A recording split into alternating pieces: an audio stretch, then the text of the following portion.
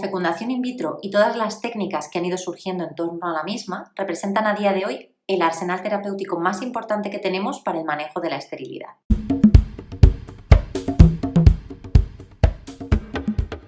La primera gestación conseguida tras fecundación in vitro fue publicada en 1973, aunque no fue hasta 1978 cuando Robert Edwards y Patrick Steptoe consiguieron el nacimiento de Louise Brown, el primer bebé probeta.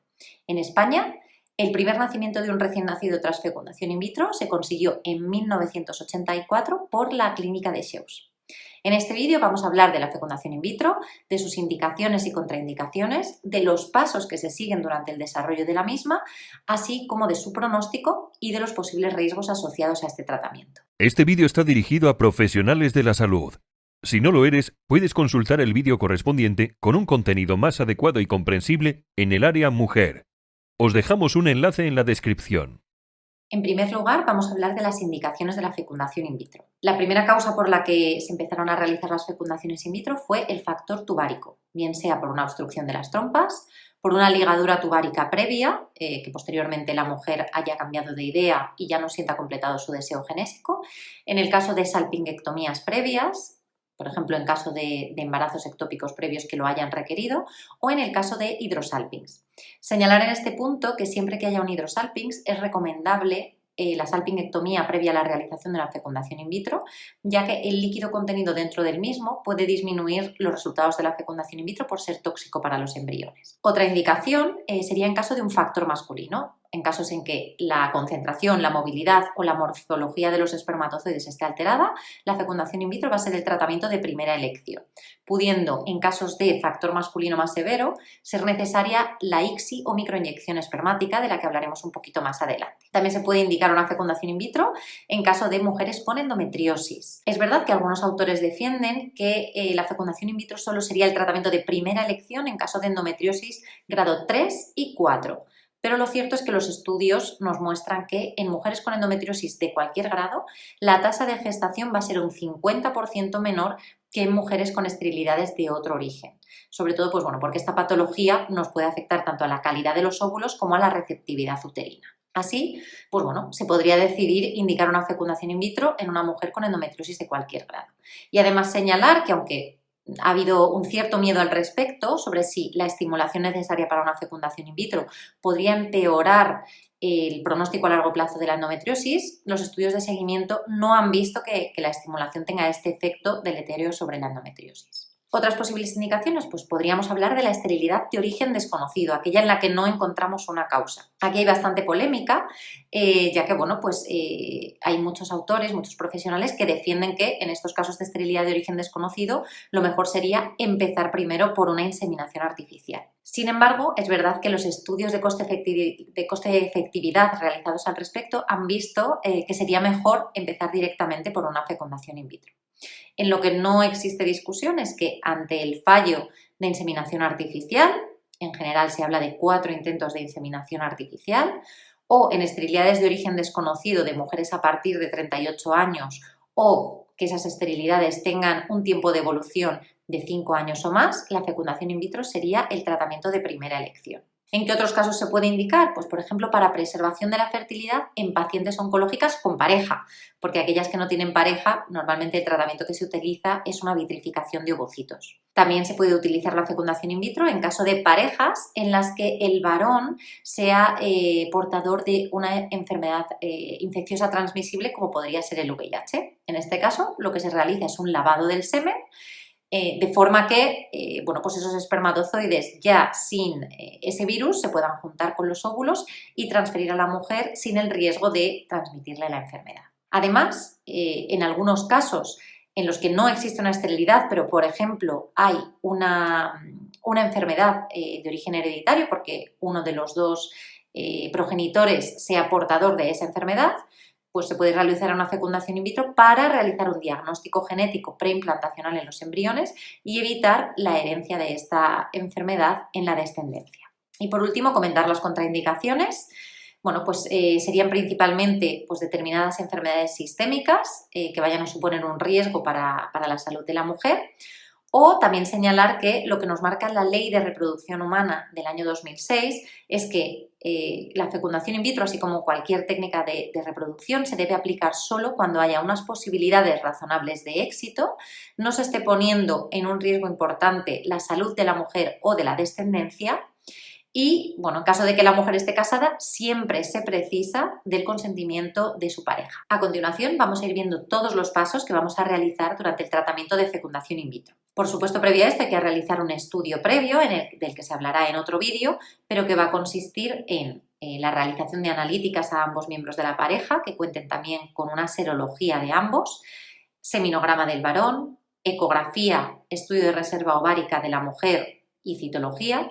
Normalmente se recomienda también la realización de cariotipos y, bueno, pues cualquier prueba que por la anamnesis podamos pensar que puede resultar útil, bien sea para el diagnóstico de la esterilidad o para el resultado de la fecundación in vitro. A partir de aquí hablaremos de programación de ciclos, estimulación ovárica, inhibición de la ovulación, inducción de la maduración ovocitaria o trigger, punción folicular, fecundación in vitro, ICSI y desarrollo embrionario, y, por último, transferencia embrionaria. Empezamos con la programación de los ciclos. Si bien la fecundación in vitro normalmente se inicia con el ciclo de la mujer entre primer y tercer día de regla, bueno, pues es posible programar el ciclo de fecundación in vitro para que las fechas sean convenientes, bien sea para la mujer o para el centro de reproducción asistida, cosa que suele ser conveniente en caso de centros con un alto volumen de ciclos. Para ello utilizamos normalmente los anticonceptivos, que se inician con la regla previa y se suspenden en torno a 6 días antes de iniciar la estimulación ovárica. También podemos utilizar estrógenos en fase lútea, se inician antes de que baje la regla y se mantienen hasta el día antes de iniciar la estimulación ovárica, independientemente de cuándo baje la regla, o los agonistas de la GnRH utilizados en un protocolo largo, del que hablaremos un poquito más adelante cuando hablemos de la inhibición de la ovulación. Y ya pasamos al punto número 2, la estimulación ovárica. Aunque en un principio la fecundación in vitro se realizaba en el ciclo natural de la mujer, es decir, intentando conseguir el único ovocito que se producía de forma natural durante ese ciclo, pues bueno, mediante una estimulación ovárica en la que podemos conseguir un desarrollo multifolicular, pues las posibilidades de gestación pues van a incrementar de una forma importante. La medicación que utilizamos para esta estimulación ovárica van a ser las gonadotropinas, principalmente la FSH, que va a ser la que vamos a utilizar en la práctica totalidad de nuestras pacientes. Además, en algunos casos se puede añadir actividad LH, si bien la evidencia al respecto de su beneficio es controvertida. Pero bueno, se podría indicar en caso de mujeres a partir de 36 años, en las cuales los niveles de LH endógena van a estar disminuidos, en aquellas mujeres con una baja reserva ovárica de base o que hayan presentado una baja respuesta en un tratamiento de fecundación in vitro previo. Estas gonadotropinas FSH y LH pueden ser de origen recombinante o urinario, sin existir una evidencia clara de la superioridad de un tipo sobre el otro. Otros fármacos que se pueden utilizar además de las gonadotropinas serían el citrato de clomifeno o el letrozol. En cuanto a las dosis de gonadotropinas a utilizar, pues las vamos a decidir en función de la reserva ovárica de la paciente, su índice de masa corporal y la edad. En general podemos decir que a una menor reserva ovárica, mayor dosis de gonadotropinas de FSH vamos a necesitar. Sin embargo, los estudios lo que nos dicen es que dosis por encima de 300 unidades internacionales diarias de FSH no van a proporcionar ningún beneficio, ya que al final el ovario tiene un potencial máximo de producción de ovocitos y llegado a este punto, por mucha más dosis de FSH que demos, no vamos a conseguir que nos produzca un mayor número de ovocitos. En cuanto al número ideal de ovocitos a obtener, pues podríamos hablar entre 10 y 15 ovocitos, que es un número que nos va a proporcionar una posibilidad de gestación muy buena sin pasar a tener un riesgo de síndrome de hiperestimulación ovárica. Sin embargo, pues bueno, todo esto va también muy en función de la edad de la mujer. Para que os hagáis una idea, en una mujer con 35 años, con 5 ovocitos vamos a conseguir que 2 de ellos consigan llegar a estadio de blastocisto, a día 5 o 6 de desarrollo embrionario, y por su edad, de estos 2 embriones en estadio de blastocisto, uno va a ser euploide y nos va a dar una posibilidad de embarazo alta. Sin embargo, en una mujer de 40 años van a ser necesarios 10 ovocitos para llegar a conseguir 4 blastocistos, ya que en una mujer de 40 años Lo que nos dicen los estudios, bueno, y la práctica habitual es que solo uno de estos 4 blastocistos va a ser euploide.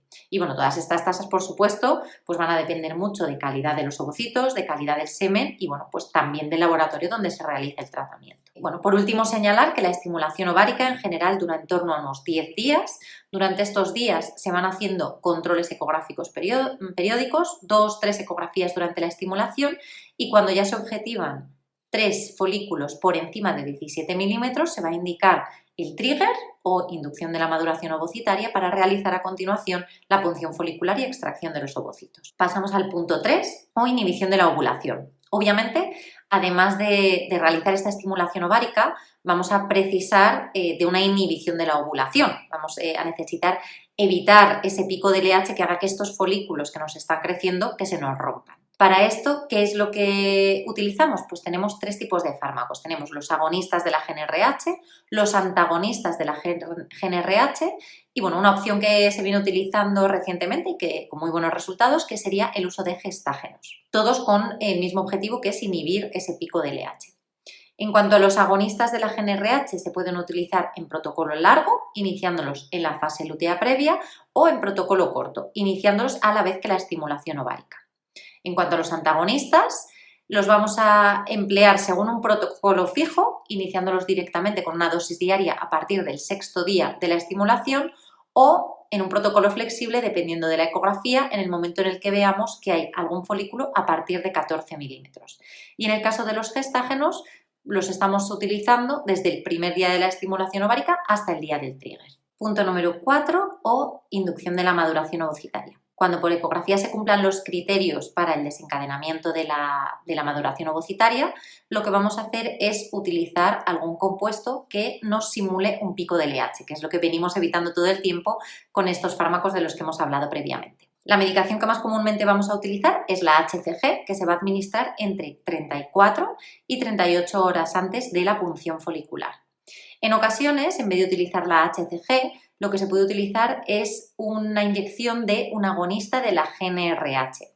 Utilizando este tipo de medicación, que solo se puede emplear siempre y cuando no se haya hecho un protocolo de agonistas, lo que vamos a hacer es disminuir el riesgo del desencadenamiento de un síndrome de hiperestimulación ovárica, que a veces puede ir asociado a la administración de HCG en pacientes con una respuesta ovárica excesiva. Y por último, pues bueno, señalar que a veces se pueden utilizar conjuntamente estos dos compuestos, la HCG y el agonista de la GnRH, lo que se llamaría un doble trigger o dual trigger, para intentar incrementar el número de ovocitos maduros conseguidos en la punción folicular.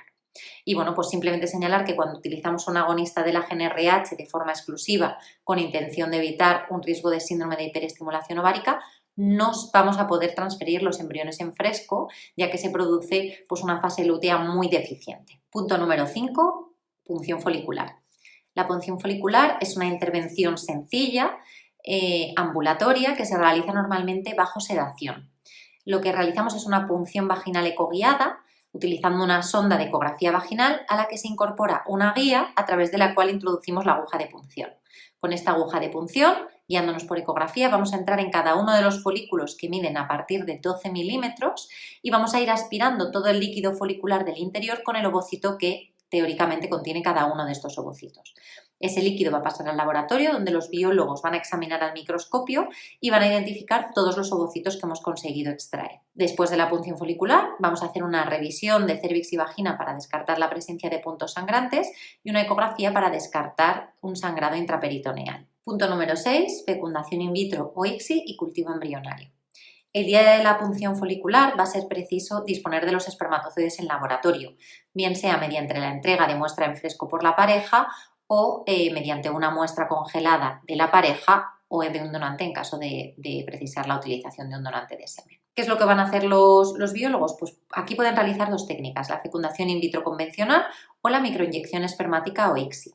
La fecundación in vitro convencional consiste en depositar una gotita con miles de espermatozoides alrededor de cada ovocito y de esta forma dejar que uno de los espermatozoides sea por sí mismo el que penetre en el óvulo y lo fecunde. La microinyección espermática o ICSI consistirá en que el biólogo selecciona un espermatozoide con morfología y movilidad normal y con la ayuda de un microinyector lo introduce directamente dentro del ovocito. Esta segunda técnica normalmente se indica en casos de factor masculino severo, pero bueno, ya se han ido ampliando las indicaciones y se utiliza muchas veces en caso de esterilidades de origen desconocido, también ante un bajo número de ovocitos obtenidos y, por supuesto, en caso de fallo de fecundación con la utilización de una fecundación in vitro convencional en un ciclo de fecundación in vitro previo. Tras este procedimiento, los embriones se van a quedar en un incubador y se van a ir desarrollando durante los próximos días hasta realizar la transferencia o la vitrificación embrionaria. A día de hoy, normalmente lo que se recomienda es el cultivo embrionario hasta blastocisto, que es el estadio que alcanza los embriones en día 5 o 6 de desarrollo embrionario, momento en el cual, como decíamos, se va a proceder a la transferencia de un embrión y se van a vitrificar el resto, o bien se puede decidir vitrificar todos en caso de que no sea conveniente realizar esta transferencia por un riesgo de hiperestimulación ovárica, porque el endometrio no esté receptivo o bien porque se vaya a realizar una técnica como el diagnóstico genético preimplantacional que precisa de un tiempo para la obtención de los resultados. Punto número 7 o transferencia embrionaria. Lo primero aquí señalar que la recomendación de todas las sociedades científicas es realizar una transferencia de un único embrión, preferentemente, como comentábamos previamente, en estadio de blastocisto, en un intento por disminuir las tasas de gestación múltiple que tradicionalmente se han asociado a las técnicas de reproducción asistida. Pues bien, lo que vamos a hacer para la transferencia embrionaria es introducir un catéter externo que va a ir desde el orificio cervical externo hasta el orificio cervical interno. A través de este vamos a entrar con un catéter interno que va a llevar cargada una gotita de medio de cultivo con el embrioncito. Una vez atravesamos este catéter externo, salimos con el catéter interno a cavidad endometrial y vamos a inyectar esta gotita de medio de cultivo con el embrión en su interior. Posteriormente a esto, solo nos quedará esperar entre 10 y 15 días para la realización del test del embarazo. Y ya por último, hablar del pronóstico de la fecundación in vitro y de los riesgos asociados a la misma. En cuanto al pronóstico, mencionar que es muy variable, hay que individualizar en cada mujer, ya que el factor más determinante va a ser la calidad del embrión, que va a depender de calidad de los ovocitos y calidad de los espermatozoides. Y aquí hay que señalar de forma muy importante la edad de la mujer, ya que a mayor edad de la mujer, mayor número de embriones aneuploides va a producir. Y bueno, en cuanto a los riesgos, señalar en primer lugar los riesgos que podrían derivar de la punción, que si bien son muy infrecuentes, pues bueno, se podría producir un sangrado intraperitoneal, una infección y, por supuesto, pues punción de todos los órganos abdominales, como podrían ser vejiga e intestino. Pero, por suerte, todos estos riesgos son muy, muy infrecuentes. Y luego, pues bueno, el más conocido, que sería el síndrome de hiperestimulación ovárica, que se produce cuando la mujer presenta una respuesta ovárica excesiva. En general, se considera que existe este riesgo cuando la mujer produce un crecimiento de más de 15 folículos o cuando los niveles de estradiol el día del trigger son superiores a 3000. En estos casos lo que se indica siempre es la utilización de un agonista de la GnRH para la inducción de la maduración, evitando de esta forma que se desarrolle este síndrome de hiperestimulación ovárica. No olvides visitar nuestra página web aulaginecología.com. Recuerda que todo el contenido es absolutamente gratuito. Vídeos, PDFs para seguir las clases, podcast, preguntas test. Además, con la suscripción, que también es gratuita, te enviaremos quincenalmente todas las novedades que hayamos publicado. Nos vemos pronto en aulaginecología.com.